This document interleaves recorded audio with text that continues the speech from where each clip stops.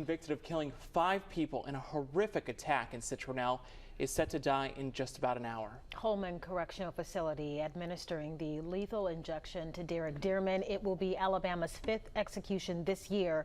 Our Brendan Kirby is joining us near Atmore. And Brendan, the circumstances of this execution are somewhat unusual.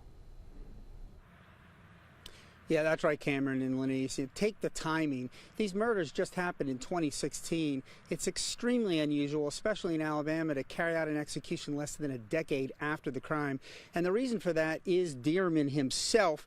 He has steadfastly refused to fight his conviction in the appeals courts. And that's nothing new, really. He told his lawyers at his trial that he didn't want to put on a defense. Prosecutors say that this was one of the most gruesome crimes in the county's history. Angry at a woman that he'd been dating, Dearman went on a rampage at a house in Citronelle where her relatives lived. The Leakesville, Mississippi man used an axe and a gun to kill 5 people: Robert Lee Brown, Joseph Turner and his wife Shannon Randall, Justin Reed and his wife Chelsea Reed, as well as their unborn child. Dearman has said ever since that he's guilty and that he deserves the death penalty. He reiterated that in a statement that his spiritual advisor recorded earlier this week.